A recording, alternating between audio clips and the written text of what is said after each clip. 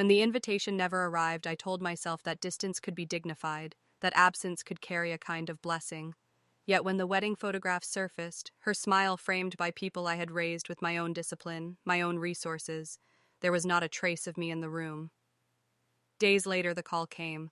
Not an apology, not an acknowledgement of erasure, but a demand. My beach house, she said, would serve as the perfect honeymoon retreat. In that moment, silence became sharper than grief, and clarity began. The call ended as it began, clipped and functional, her voice stripped of the softness that once belonged to childhood, carrying instead the tone of entitlement acquired from elsewhere, shaped by a circle that had no space for me. My daughter had not invited me to her wedding, and she had not stumbled over the omission. She had not explained, nor justified, nor faltered. The photographs already proved the fact, a gallery of curated smiles, gowns, and gestures of belonging that erased me with more efficiency than words could ever manage. I saw her standing beside the man she chose, surrounded by relatives and friends, and the absence of my figure in the frame was not accidental but designed. Yet days after that silence, she had the precision to reach out, not for reconciliation, not for recognition, but for possession. She wanted my house by the sea, the one she had once wandered as a child, barefoot on the sand, asking if seashells carried voices. She wanted it without hesitation, a honeymoon stage for her new beginning, as if my exclusion were not fracture but formality, as if the house itself were detached from the hand that sustained it. I listened, restrained in breath, knowing that silence could stretch longer than grief, and I heard in her words not a request but an assumption, the reflex of someone who had learned to believe that my resources stead independently of my presence, that I could be discarded, yet still supply the architecture of her joy. In that moment, the fracture widened, though not with noise, not with accusation. It widened in stillness, in the quiet understanding that I had been both erased and requisitioned, excluded and exploited in the same gesture, and that the weight of such betrayal was heavier precisely because no one named it. I sat at the table after the call, my hands resting on the wood polished by years of quiet repetition, and I let my eyes fall on the small clock against the wall, its ticking steady, indifferent, a reminder that time does not pause for indignation. I thought of her as a child in that very kitchen, asking why I cut apples into careful slices, why I insisted on order when mess was quicker. I remembered her rolling her eyes when I corrected her grammar, when I told her that clarity of words meant clarity of thought. I saw in fragments the discipline I had given, the rigor with which I shaped her sense of self, not to control but to equip, not to dominate but to strengthen. And now those same lessons stood against me, her voice on the phone delivered with clarity, stripped of hesitation, her demand sharp as any legal notice. The irony rested cold in my chest. She had absorbed my discipline but redirected it, using it not to honor but to sever. It was a form of inheritance I had not foreseen, one that carried not gratitude but a calculated distance. I did not cry. Tears would have blurred the lines I needed to see, and indulgence was not my language. Instead, I let the silence build its own architecture around me, a fortress sharper than steel. The absence of my presence at her wedding was not an oversight. It was a strategy.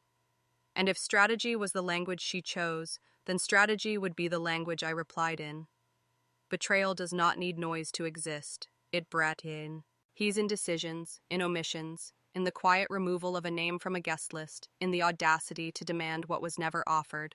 Her call had made one truth clear. She no longer regarded me as mother, but she still regarded me as resource, and resources can be controlled, withheld, redirected. I rose from the table and walked through the rooms of my house, each space carrying residue of years she had once shared. The sofa with the faint stain of spilled juice, the door frame etched with pencil marks where height was recorded each birthday, the bookshelf with the novel I had gifted her at 14, pages bent where she had once paused. Each object carried memory, but memory without reciprocity is weight, not warmth. I ran my hand across the spines of those books and understood with sudden clarity that nostalgia could not be weaponized against me if I refused to kneel to it. She wanted the house because it carried echoes of comfort, but she did not want the presence that had created them. She wanted the shell, not the substance. That distinction was the fracture, and I absorbed it fully, not with rage but with a discipline that felt surgical. In the days that followed, I did not respond to her message. I let the silence extend, measured and precise, because silence unsettles those who expect compliance. In the evenings, I sat by the window overlooking the shore, watching the tide recede and return, a rhythm that acknowledged neither loss nor gain, only persistence.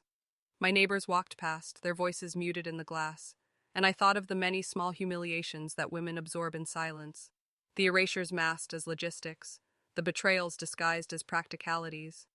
To be excluded from a wedding is to be declared unnecessary, and yet to be summoned for a house is to be declared essential, but only in function. That paradox is sharper than rejection, it is exploitation disguised as neutrality, and I, who had built my life on discipline, could see its contours with merciless clarity. I remember, at another silence, years earlier, when she returned from school with a report card. She had hidden it at the bottom of her bag, embarrassed by a mark she considered failure. I had not scolded her. I had sat with her at the table, shown her how to analyze mistakes without shame, how to convert weakness into structure. I had believed then that teaching her discipline would ensure resilience. What I did not see was that resilience, without loyalty, becomes detachment. The very strength I had nurtured had been severed from me, redirected to others, leaving me in the position of architect excluded from her own design. That recognition cut deeper than anger. It was clarity, cold and final. I set the photographs aside, turned my phone face down, and allowed the silence to take root. There is power in not responding, in allowing absence to expand until it becomes its own statement. I did not shout, I did not plead, I did not accuse. I absorbed the fracture with razor precision, and I understood that the game had already shifted. This was no longer about motherhood as sentiment, it was about motherhood as structure, control, and recognition. If she wished to erase me socially while appropriating me materially, then my reply would come not in words but in design, not in plea but in posture. She would discover that the house was not merely walls and windows, but an extension of me, and I would decide how it was used or not used at all. The silence that followed her demand was not empty. It was fertile, and within it my vision began to sharpen, not with noise but with the clarity that comes when shock turns to analysis, when the weight of betrayal ceases to be personal injury and becomes material evidence. I returned to my routines, but each act was no longer routine, it was investigation. The kettle boiled not for tea but for time, the sound masking the pull of a drawer as I sifted through files, tracing patterns of ownership, insurance, and inheritance. The trigger came not from a dramatic revelation, but from an absence so small it could have been overlooked. A document folder that should have been precisely where I left it, aligned to the edge of the cabinet as I always maintained. It was not there. In its place was a gap, subtle but undeniable, and though the folder later appeared on the desk, the alignment was wrong, the papers slightly bent, as if handled by hands that had no right to them. I did not name the violation out loud, but I recorded it within myself, understanding that such inconsistencies are never random. From that single disturbance, I followed threads backward and forward, reconstructing her movements, remembering visits where she had lingered longer than necessary near the shelves, recalling questions disguised as casual curiosity about legal clauses and mortgage terms. What at the time seemed like disinterest now revealed itself as reconnaissance, the deliberate gathering of information. The ordinary, in hindsight, became sinister. I examined my bank statements with the precision I once applied to her homework, line by line, date by date, and I saw with sudden clarity the small withdrawals that matched neither my habits nor my needs, withdrawals timed with her visits home, subtle enough to escape alarm but consistent enough to form a pattern. The numbers were not large, but their meaning was. They told me she had learned to dip her hand before she demanded openly, that her sense of entitlement was not spontaneous but practiced. I remembered once teaching her to balance a ledger for a school project, her handwriting careful as she noted credits and debits, and I realized now that lesson had been absorbed, sharpened, and redirected against me. It was not theft in the criminal sense, it was theft in the moral sense, the erosion of boundaries, the assumption that my work, my resources, were extensions of her will. I made copies of every record, stored them in separate envelopes, and filed them under labels that meant nothing to anyone but me. Control was not in confrontation, it was in evidence, in the quiet accumulation of facts that spoke louder than accusation. I recalled conversations where her tone had carried rehearsed indifference, where she had spoken of friends with wealth, of weddings staged in estates and honeymoons in villas. At the time, I believed she was merely describing the world she wanted to enter, but now I recognized that she was preparing a substitution, replacing the absence of invitation with the presence of appropriation. If I had no place in her social fabric, my house could be the thread she pulled to appear woven. This was not about reconciliation, but about image, about constructing herself as complete without me while still feeding off the structures I had built. The betrayal was systemic because it extended beyond one event, beyond one call. It was a pattern that touched finances, memory, inheritance, and reputation. I thought of the whispers among relatives who had likely attended her wedding, who would have seen my absence and constructed their own narratives. In that silence, I was recast, perhaps as distant, perhaps as unworthy, and she did not correct them. Reputation is a currency, and she spent mine freely, letting others believe what was useful, ensuring that my erasure appeared voluntary rather than designed. That was betrayal not of intimacy, but of legacy, and legacy, once eroded, corrodes everything it touches. I turned to my skill, the discipline I had cultivated in silence, knowledge of structure, of law, of procedure. I pulled from the shelves the manuals I had once studied in the quiet of evenings, guides on property law, inheritance codes, the architecture of trusts. I reread them not as a novice, but as one reacquaintee. Nung herself with an old ally, and in their dry, clinical language I found weaponry sharper than emotion. I learned again how property can be shielded, how ownership can be layered, how access can be denied not through noise but through clauses that cannot be undone. Feminine precision lay not in aggression but in patience, in the exact application of rules that men often dismiss as secondary until they find themselves bound by them. I made appointments with a lawyer, not announcing my intentions, framing them instead as routine consultations. In his office, under the neutral hum of fluorescent light, I asked questions that seemed hypothetical, about the transfer of property, about conditions of inheritance, about the mechanisms by which a house can remain beyond the reach of even family. He answered plainly, unaware of the fracture behind my calm, and each answer became a brick in the wall I was constructing around myself. At night, I reviewed text messages, scrolling back through years of correspondence, and patterns emerged like stains under ultraviolet light. There were gaps where replies should have been, abrupt changes of subject when responsibility was implied, and subtle manipulations masked as affection. I saw how she had learned to withdraw just enough warmth to create obligation, to return just enough sweetness to secure compliance. It was not accidental, it was design.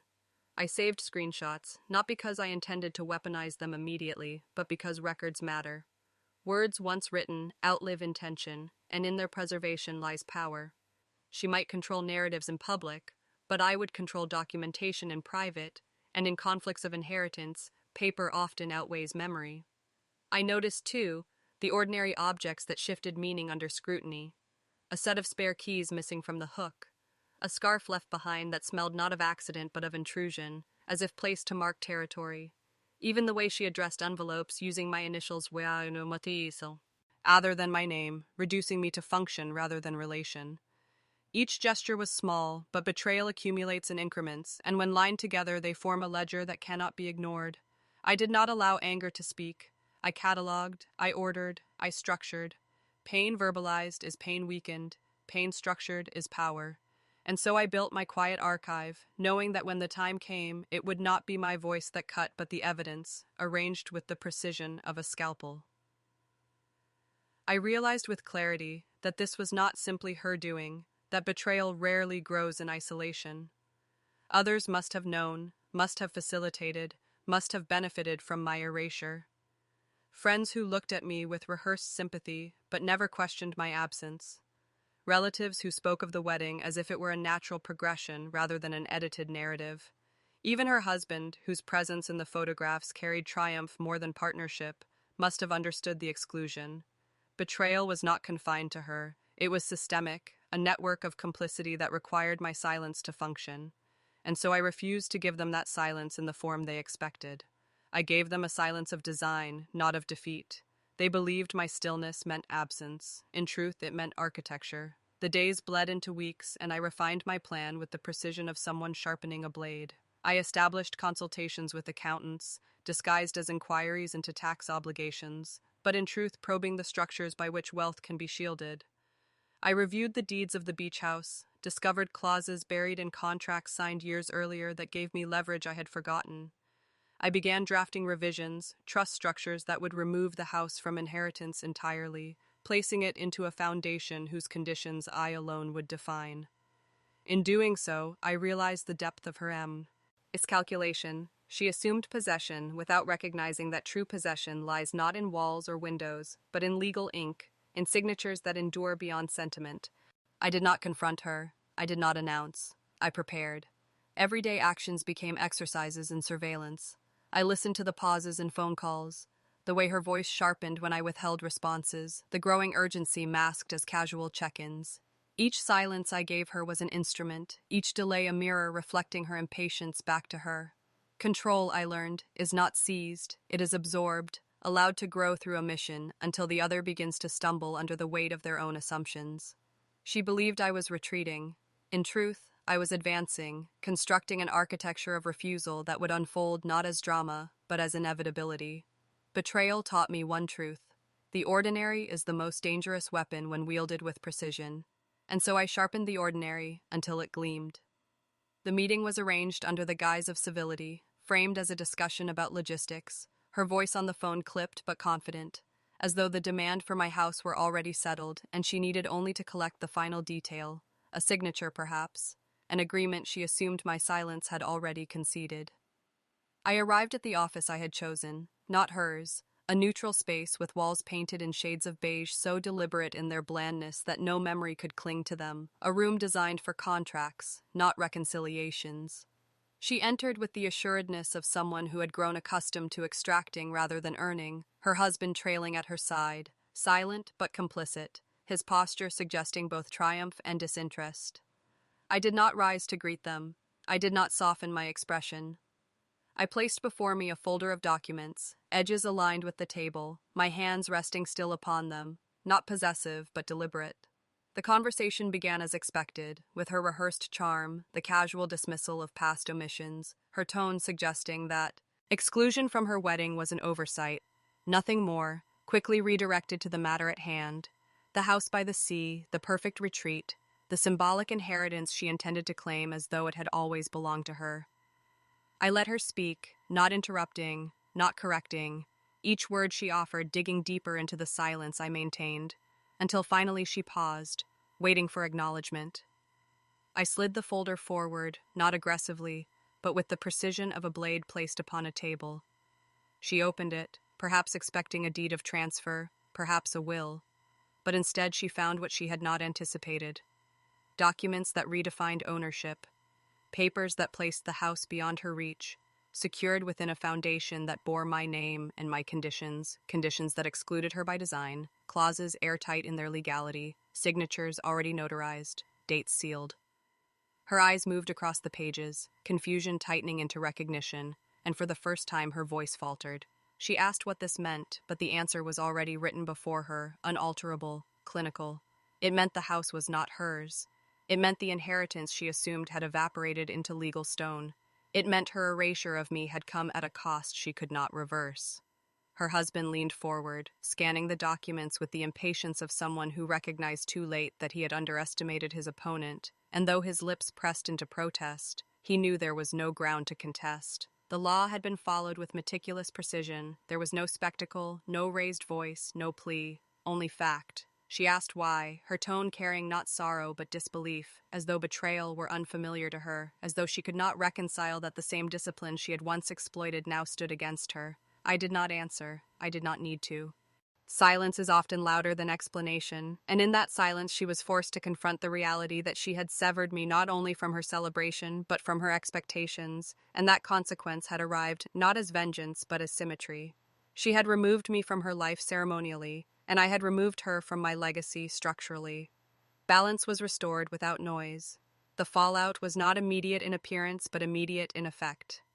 She closed the folder slowly, her fingers trembling though she tried to disguise it, and I saw in her face the recognition that power had shifted permanently, that what she believed unassailable was in fact fragile. She spoke of fairness, of family, of rights, but the words fell flat against the clinical weight of ink and seal. Her husband rose first, impatient, muttering something about lawyers, but even he knew the futility of challenge when the ground had already been cemented. I remained seated, composed, letting them leave without acknowledgement, my eyes fixed on the vacant chair across from me, the one she had occupied with such certainty minutes earlier. It was empty now, and in its vacancy I saw the final symbol of the exchange: absence made permanent, silence made structure. She had excluded me from her wedding, and now I excluded her from my estate. Not with anger, not with flourish, but with a signature. That was all it required. I remained in the room after they left, the air still carrying the faint trace of her perfume, which lingered like a ghost without substance, a presence already fading. I placed the folder back into my bag, aligning the edges with precision, and allowed myself a single breath that carried neither triumph nor sorrow.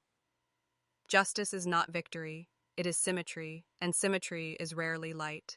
I did not feel lighter as I left the office. I felt exact, as though the world had been corrected, but not softened. The house by the sea remained mine, but it was no longer a refuge of memory. It was now a monument to silence, a structure that carried not the laughter of a child, but the proof of betrayal contained and resolved. When I returned to it, I walked through its rooms with a different gaze. The sofa, the bookshelf, the doorframe, all remained, but they no longer spoke of her. They spoke of me, of the discipline that built them, of the clarity that preserved them. On the kitchen table, I placed a single object, a photograph of her as a child, holding a seashell to her ear, her eyes wide with the belief that the ocean could speak. I left it there, not as sentiment but as record, evidence of what once was, evidence of what had been severed. It was the final symbol, quiet and undeniable, a reminder that silence can carry voices if one listens closely, but those voices are not always the ones we wish to hear. I closed the door behind me, locking it with deliberate precision, and walked away knowing that justice had been delivered not in confrontation, but in design, not in anger, but in order.